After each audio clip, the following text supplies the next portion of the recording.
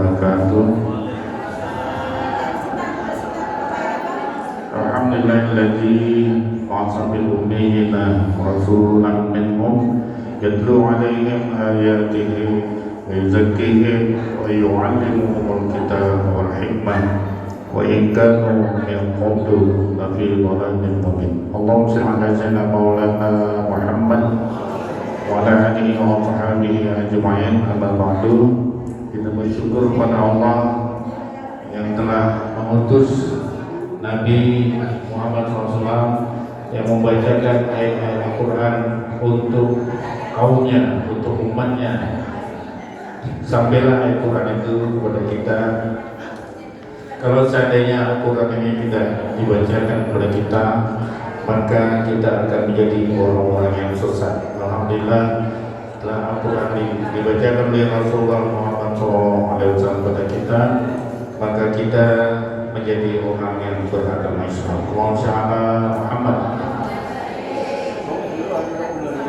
Salawat dan salam pada junjungan kita Nabi Muhammad Rasulullah SAW, juga untuk seluruh keluarga, sahabat dan pengikutnya sampai ke akhir zaman. Waqala Allah Ta'ala dalam Al-Qur'anul Karim, a'udzubillahi minasyaitonir rajim. Qul ud'ullaha aw ud'ur rahman ayyamma tad'u falahul asmaul husna wa la tajhar bi sholatika wa la tukhafit biha wa btaghi baina dzalika sabila. Para jemaah sekalian, kepada khususnya yang baru mengikuti pembelajaran Shalawatul Khairat ini, dan juga bagi jemaah senior sebagai pendampingan dan memiliki Shalawatul Khairat, kami sedikit menyampaikan bayan tentang Asmaul Husna.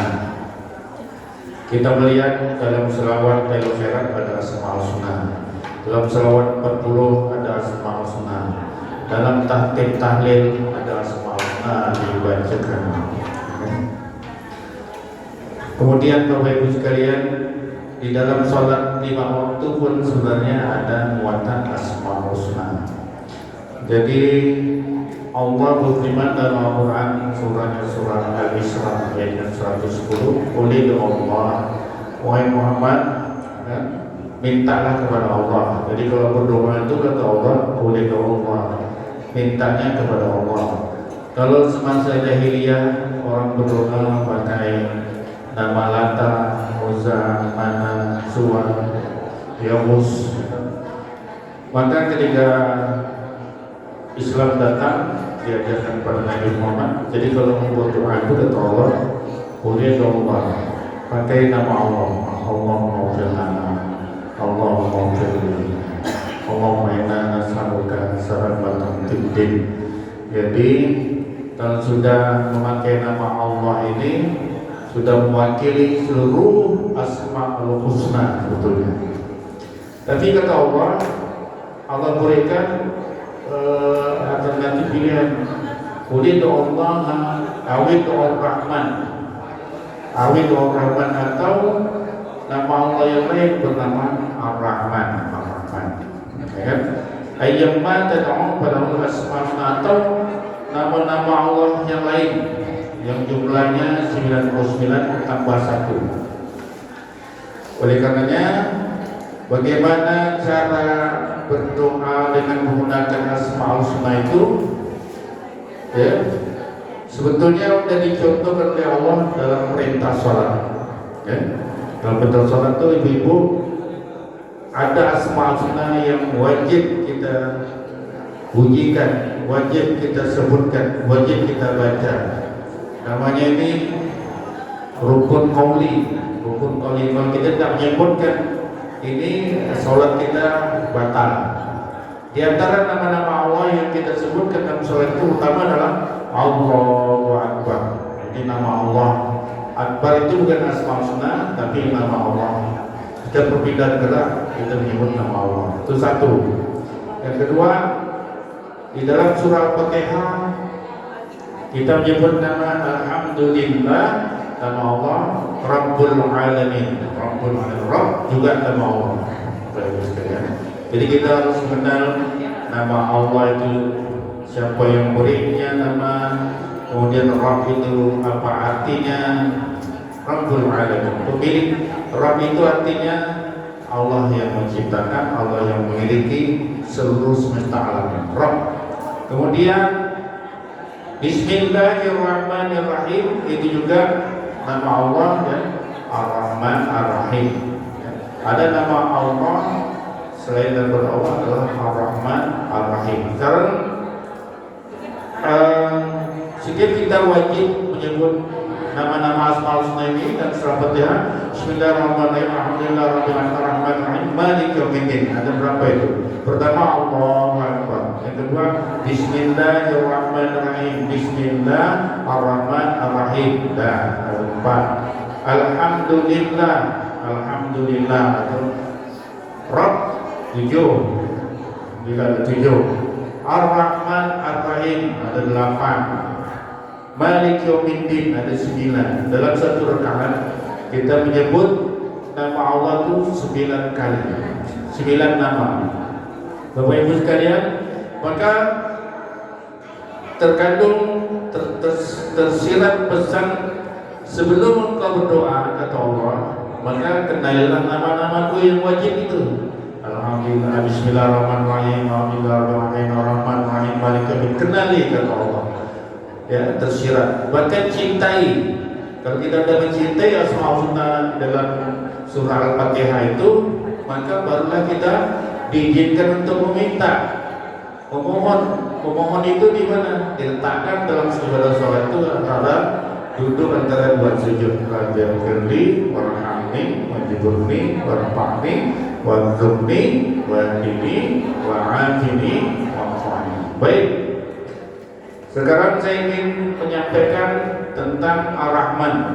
Ar-Rahman itu nama Allah yang maha pengasih tanpa batas kepada seluruh makhluk hidup yang ada di alam semesta ini.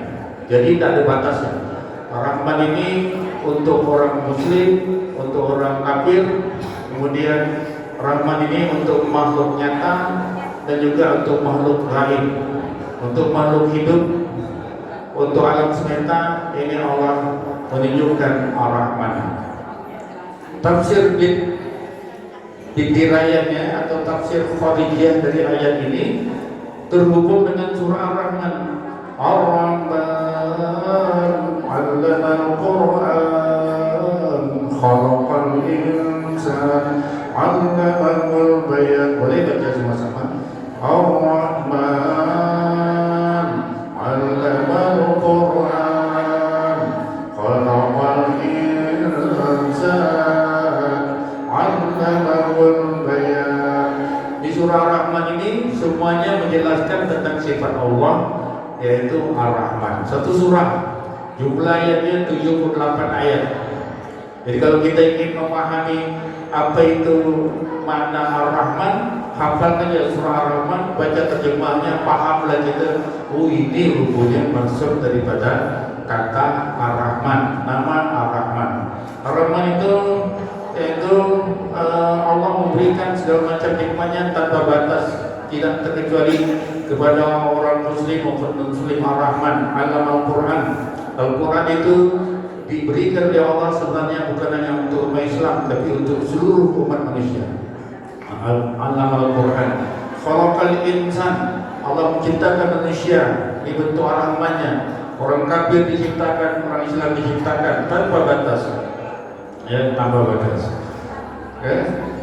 Wallazi khalaqakum faminkum kafir wa minkum mu'min. Dalam surah At-Taghabun ayat kedua dikatakan oleh Allah, Allah yang menciptakan kamu, di antara kamu ada yang kafir, di antara kamu ada yang muslim.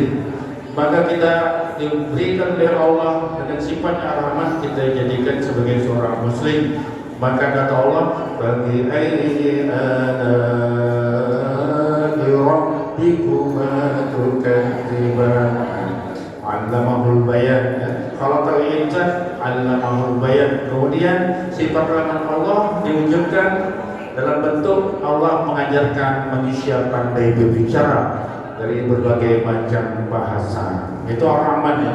Jadi Ar-Rahman itu sampai sekarang Allah masih tetap menindaklanjuti sifat Ar-Rahman itu, masih mengaplikasikan, mengerjakan sifatnya Ar-Rahman itu ya, dengan apa?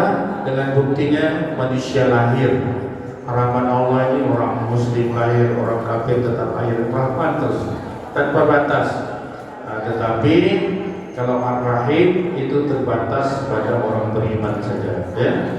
Ar-Rahman, Ar-Rahim hanya untuk orang beriman. Makanya Bapak Ibu sekalian, contoh orang kafir minum, orang Islam minum. Orang Islam minum Bismillahirrahmanirrahim, hausnya hilang, pahalanya dapat. Tuh rahimnya bersambung. Kita minum Bismillahirrahmanirrahim dengan menggunakan Bismillahirrahmanirrahim, maka hausnya hilang, pahalanya dapat, diganjari di akhirat. Orang kafir minum juga tak pakai Bismillah, minum hilang hausnya tapi tak dapat pahalanya. Nah disinilah perbedaan antara Ar-Rahman dan Ar-Rahim. Ar-Rahim, Allah akan mengampunkan dosa orang beriman. Maka Allahu Ghafurur Rahim.